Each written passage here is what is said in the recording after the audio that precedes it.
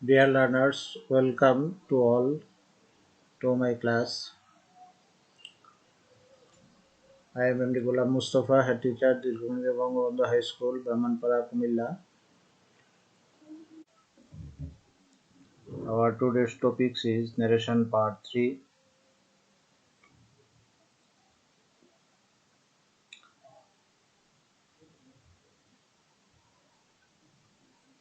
Look at the blackboard.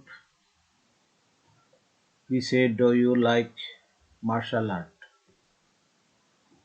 नीचे देखो, he asked if I liked martial art. The man said to Mr. Bean, "Why do you disturb me?" नीचे देखो লেখা আছে এটার উত্তর The man asked Mr. Bean why he disturbed him. এখানে him বলতে the man কে বোঝানো হচ্ছে। Mother said, "May Allah bless my child." এটার উত্তর নিচে দেওয়া আছে দেখো। Mother prayed that Allah might bless her child. Can you guess what are we going to discuss in our class?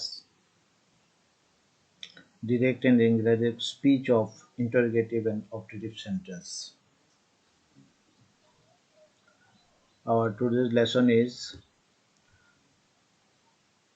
how to change the speech of interrogative and optative sentence.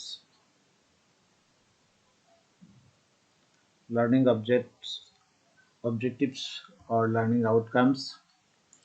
After completing this lesson, student will be able to define interrogative and optative sentence. ছাত্রছাত্রীরা interrogative এবং optative sentence define করতে পারবে, সংজ্ঞায়িত করতে পারবে। Identify the structure of changing speech, মানে যে changing speech এর পরিবর্তন এটা আইডেন্টিফাই করতে পারবে। Change direct speech into indirect, direct থেকে ইনডাইরেক্ট স্পিচে পরিবর্তন করতে পারবে।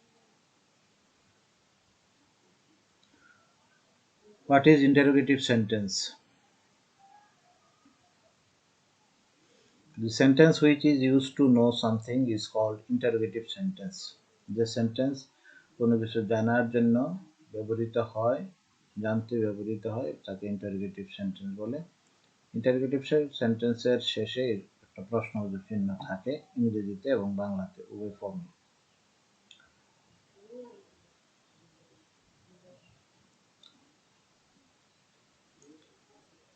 Do you like to follow your parents? What is the aim of your life? সেন্টেন্সগুলো লক্ষ্য করো। প্রথম সেন্টেন্সের উত্তর আমরা হা বা নায়ে দিতে পারি। দ্বিতীয় সেন্টেন্সের উত্তর হা বা নায়ে দেওয়া যায় না, এবং প্রথম সেন্টেন্সটা অক্সিলারি ভার্ব দ্বারা শুরু হয়েছে, দ্বিতীয় সেন্টেন্সটা হোয়াট দ্বারা শুরু হয়েছে। যেগুলো অক্সিলারি ভার্ব দ্বারা শুরু হয় এগুলোকে বলা হয় ইয়েস নো কোশ্চেন, যেগুলোর উত্তর ইয়েস অথবা নো দেওয়া যায়। আর WH ওয়ার্ড দ্বারা যে প্রশ্নগুলো শুরু হয় এগুলোকে WH কোশ্চেন বলে। এখানে ছোটভাবে দেওয়া আছে, there are two categories of interrogative sentence, yes no question, WH question. Yes no কোশ্চেনের আর ইউ ওয়েল, তুমি কি ভালো আছো? WH question, who is he, সে কে? এখানে এটার উত্তর ইয়েস বা নো দেওয়া যাবে না। WH কোশ্চেন করার জন্য এরকম WH ওয়ার্ড 9টা ওয়ার্ড আছে, এই 9টা ওয়ার্ড দ্বারা আমরা কি করতে পারি? WH কোশ্চেনের প্রশ্ন করতে পারি। আর ইয়েস নো কোশ্চেন যেগুলো আছে এগুলা অক্সিলারি ভার্ব দ্বারা শুরু হয়, মেইন ভার্ব দ্বারা শুরু হয় না, এবং WH এখানে থাকে না।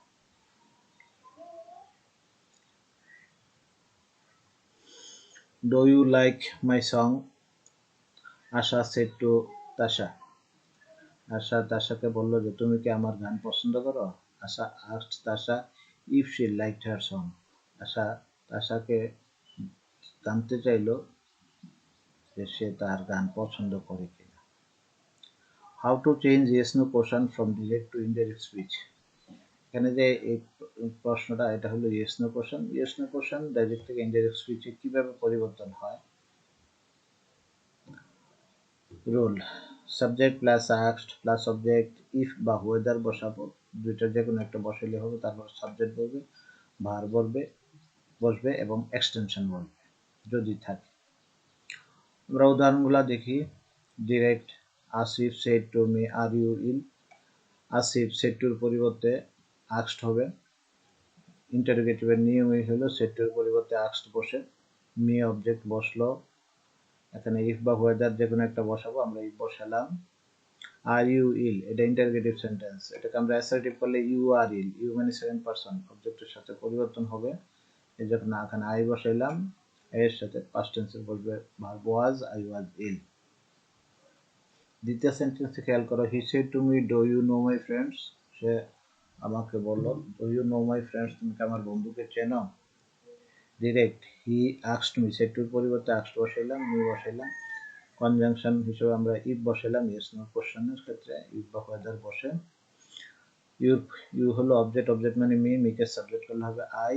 এখানে মেম্বার হলো নো, নো এর past tense knew, knew. My হলো পসেসিভ কেজ, আই এর পসেসিভ কেজ মাই। আর এখানে যেহেতু মানে হি আছে, হি এর পসেসিভ কেজ হলো হিজ, ফ্রেন্ড আছে। He said to me can I help you. শিক্ষার্থী বন্ধুরা, আমরা এতক্ষণ ইন্টারোগেটিভ সেন্টেন্সের ইয়েস নো কোশ্চেনের ন্যারেশন ডিরেক্ট থেকে ইনডাইরেক্ট কিভাবে করতে হয় আমরা এগুলো দেখলাম। বাক্যটি দেখো, Ashik said to Anik what kind of song does Asha sing. তাহলে এখানে হোয়াট কাইন্ড, হোয়াট দ্বারা শুরু হয়েছে, এটা ইয়েস নো কোশ্চেন না, এটা ডাব্লিউএস কোশ্চেন। ডাব্লিউএস কোশ্চেনের উত্তরটা আগেরটার মতো হবে না, একটু অন্যরকম হবে। সেটুর পরিবর্তে আস্কড এখানে ঠিকই আছে বলবে, আনিক ঠিক আছে। ডাব্লিউএস কোশ্চেনের ক্ষেত্রে যে ওয়ার্ডটা দ্বারা প্রশ্ন করা হয় কনজাংশন হিসেবে ওই ওয়ার্ডটাই বসে, যেহেতু এখানে হোয়াট দ্বারা প্রশ্ন করা হয়েছে হোয়াটটাই এখানে বসলো। কাইন্ড অফ সং ঠিক আছে। আশা সিং এর পাস্ট টেন্স হলো সেং, যেহেতু এটা প্রেজেন্ট ইনডিফিনিট আছে, এটা উত্তর হয়ে গেল past indefinite tense. The women said how does the man dance with the penguins. The man asked, এখানে সেডের পরিবর্তে আমরা আস্কড ব্যবহার করছি। হাউ দ্বারা প্রশ্ন করা হয়েছে, হাউ কনজাংশন হিসেবে হাউ ব্যবহার করা হয়েছে, এটা প্রেজেন্ট ইনডিফিনিট টেন্স, এটার উত্তর হয়ে যাবে পাস্ট ইনডিফিনিট। দি ম্যান ড্যান্সের সাথে ডি যোগ হলো পাস্ট টেন্স হলো উইথ দ্য পেঙ্গুইনস ঠিকই রইল, অর্থাৎ এটা প্রেজেন্ট ইনডিফিনিট ছিল, এটার উত্তর হলো পাস্ট ইনডিফিনিট। এবং লক্ষ্য করো এখানে হাউ দ্বারা প্রশ্ন করা হয়েছিল, হাউটা কিন্তু এখানে কনজাংশন হিসেবে ব্যবহার করা হয়েছে। How to change WH question from direct to indirect speech. আমরা এতক্ষণ যে উদাহরণটা করলাম, সাবজেক্ট বসাইলাম, আস্কড বসাইছি, তারপরে অবজেক্ট বসাইলাম, ডাব্লিউএস ওয়ার্ড এটাও বসাইছি আমরা। এখানে ডাব্লিউএস ওয়ার্ড বলতে হাউকে বোঝানো হচ্ছে, subject the man, verb dance, extension হিসেবে উইথ পেঙ্গুইনস, এগুলা বসলো। আমরা এখানে আরো কিছু উদাহরণ দেখবো ডাব্লিউএস কোশ্চেনের। দেখো, he said to me how are you, said টুর পরিবর্তে আমরা আস্কড বসালাম, he asked me how are you. তাহলে ইউ হলো সেকেন্ড পারসন অবজেক্টের সাথে পরিবর্তন হবে, অবজেক্ট হলো মি, মিকে সাবজেক্ট করলে হয় আই, আর এর পাস্ট টেন্স আই এর সাথে বলবে was. Mister Anis said to me where do you live. Mister Anis said টুর পরিবর্তে আস্কড মি, কনজাংশন হিসেবে হোয়ার বসলো, এখানে হলো ইউর সেকেন্ড পারসন অবজেক্টের সাথে পরিবর্তন হবে মি, মিকে সাবজেক্ট করলে হয় আই, আই বসলো, লিভের past tense lived. Father said to me, what are you doing now? Father asked me, what conjunction হিসাবে বসলো, ইউ সেকেন্ড পারসন অবজেক্টের সাথে পরিবর্তন হয়, এই জন্য আই হলো, এর সাথে ওয়াজ হলো, ডুইং আছে, নাও থাকলে পরিবর্তন হয়ে হয় দেন, অর্থাৎ এটা অ্যাডভার্বের পরিবর্তন। আমরা রুল 6 এ পড়ছিলাম এগুলা। তাহলে শিক্ষার্থী বন্ধুরা, আসো আমরা এরকম কিছু উদাহরণ তোমরা নিজেরা প্র্যাকটিস করতে পারো বাসায়। এখানে যেগুলা দেওয়া আছে সবই ইন্টারোগেটিভ সেন্টেন্স। তোমরা যদি এগুলা বাড়িতে প্র্যাকটিস করো তাহলে আরো ভালোভাবে বুঝতে পারবে, এবং কোনো সমস্যা হলে আমার সাথে কথা বলবে, যোগাযোগ করবে, আমরা এগুলা সমাধানের চেষ্টা করব।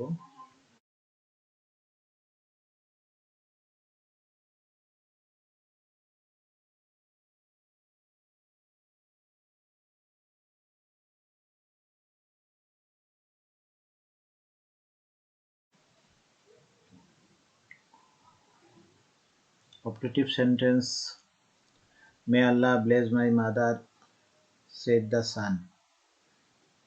The operative sentence. How to change an operative sentence from direct to indirect speech?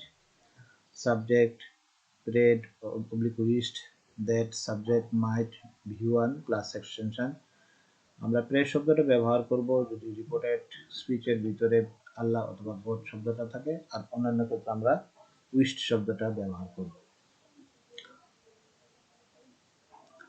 উপরের যে বাক্যটা আছে এটার উদাহরণ যদি আমরা উত্তর দেখি তাহলে দেখো কি হবে, দি সান প্রেড। এখানে দি সানটা পরে আসছিল কিন্তু উত্তর লেখার সময় এটা রিপোর্টিং ভার্ব আগে চলে আসবে, তাহলে দি সান সেড এর পরিবর্তে প্রেড, কনজাংশন হিসেবে দ্যাট, সাবজেক্ট হলো এখানে আল্লাহ, যেহেতু এটা প্রেড পাস্ট টেন্স আছে এই জন্য মাইট হবে আল্লাহ মাইট ব্লেজ, এক্সটেনশন হলো মাই মাদার। এখন কে বলছিল দি সানে বলছিল my mother, son third person এই জন্য হলো his mother.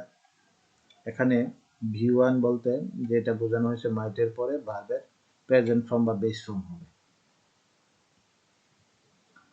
Direct to indirect আমরা আরেকটা উদাহরণ দেখি। They said long live our president, they said that, long লিভটা ইনভার্টেড কমার ভিতরে এটা ব্যাপারটা। They said that our president, সাবজেক্টের উপরে মাইট, ভার্বের বেস ফর্ম লিভ, তারপরে হলো লং। তাহলে এটার উত্তর হবে এরকম।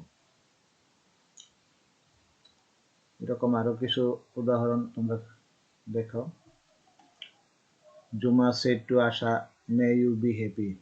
জুমা wished that, এখানে wished said to পরিবর্তে wished বসানো হয়েছে, তারপর কনজাংশন হিসেবে that বসানো হয়েছে।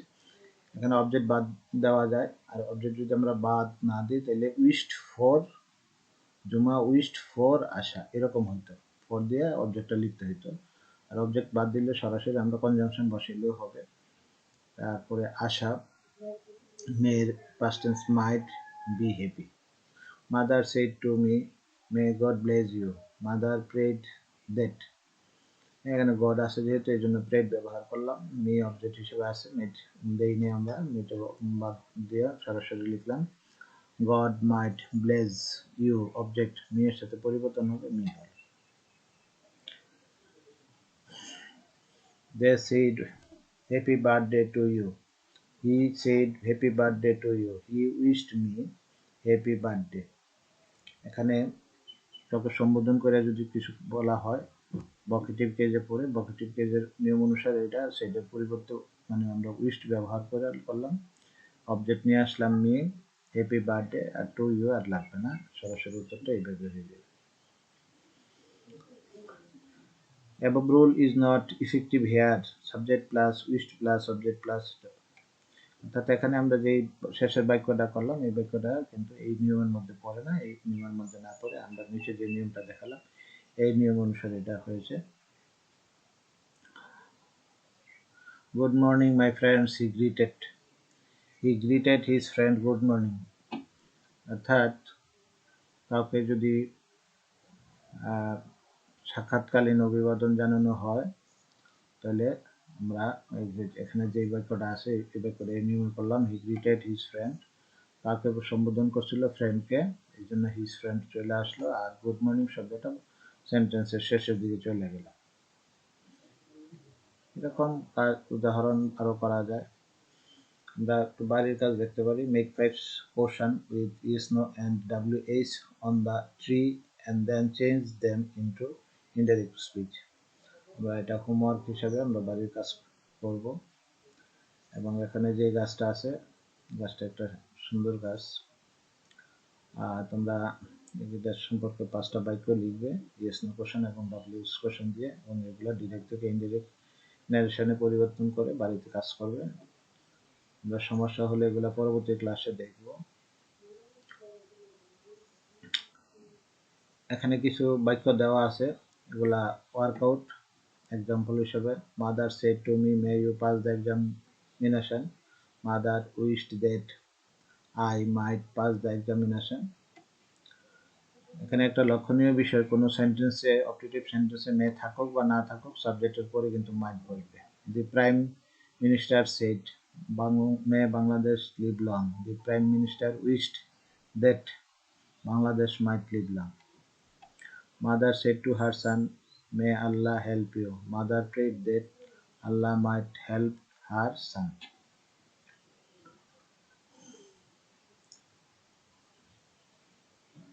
শিক্ষার্থী বন্ধুরা, আজকের মতো আমাদের ক্লাস এখানেই শেষ করলাম। May Allah bless you all. Thank you.